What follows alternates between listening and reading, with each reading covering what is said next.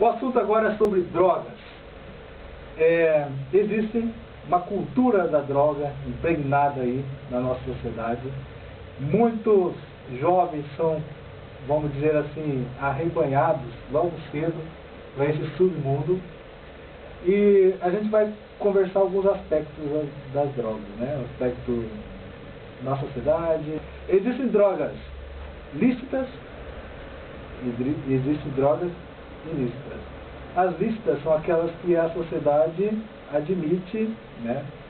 O cigarro, o álcool, e as ilícitas são aquelas ilegais. A maconha, cocaína, crack, heroína. Hoje está se propagando muito, principalmente nas classes mais carentes, o crack. Uma droga muito forte, que causa uma dependência muito forte e destrói a pessoa rapidamente. E para desintoxicar uma pessoa que aderiu ao crack é extremamente caro, né? E extremamente difícil. Causa destruição de famílias, muita dor, muito sofrimento. Então eu começaria aqui com o Júnior, tá? Que você abordasse um pouco dessa parte de como a pessoa entra nas drogas, né? E como ela pode fazer para sair. Nós temos alguns motivos que levam o jovem a entrar no mundo das drogas e da bebida. A primeira, eu acho, que poderíamos destacá-la, é que ele não acha espaço em outros grupos, inclusive até da própria igreja. Eles não acham espaço, não estão bem ali no meio, aí eles acham espaço no meio das drogas e da bebida. O motivo que o jovem é levado a isso, por exemplo, é que isso passa-se em muitos filmes, é a questão de status. É quem bebe, é quem usa, é o cara.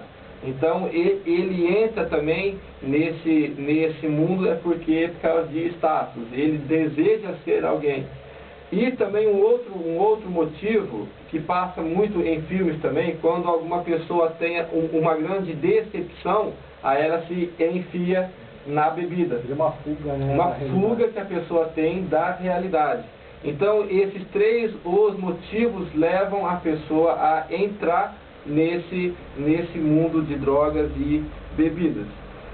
Em Provérbios 31, versículo 6, fala assim: dai bebida forte aos que perecem, e o vinho aos amargosos de espírito.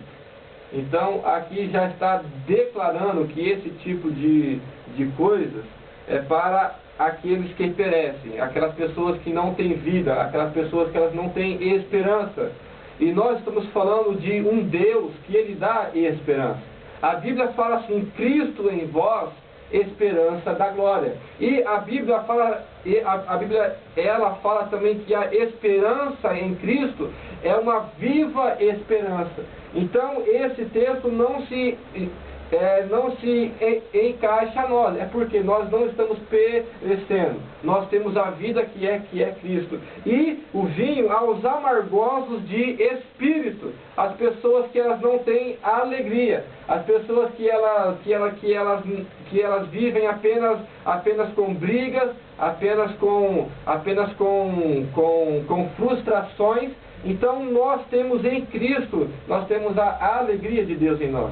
Então esse texto não se encaixa também no quesito de servos de Deus e vida cristã.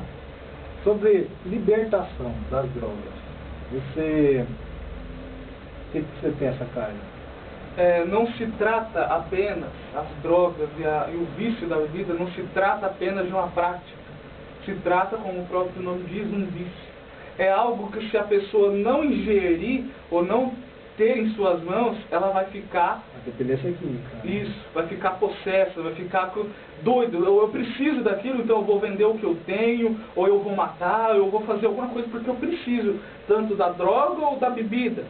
Então, esse vício, ele tem duas partes para ser tratado. Tem a parte dos profissionais da saúde, aonde são usadas drogas que vão ser injetadas nessas pessoas para que elas melhorem na parte física, porque, querendo ou não, as drogas e a bebida, elas dão consequências no nosso corpo físico. Então é importante esse trabalho do pessoal da saúde, e tem a parte espiritual também.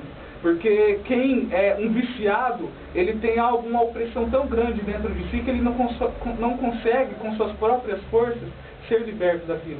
Então é importante que tenha um acompanhamento espiritual para com aquela pessoa. É importante que as pessoas que estejam acompanhando o ex-drogado ou ex-viciado em bebida alcoólica, que tenha paciência, que tenha perseverança, porque não é fácil. Hoje ele pode estar bem, amanhã ele já pode ter uma recaída. É algo espiritual, uma batalha espiritual. Então tem que ser através da oração, do jejum, da leitura e da prática da palavra de Deus. Então todas as pessoas que têm esse problema têm que ter esses dois lados. A parte essa libertação, ela ocorre na parte física e na parte espiritual também. É porque que as drogas e a bebida alcoólica não é recomendável. É por causa da saúde também, né? É algo que acaba.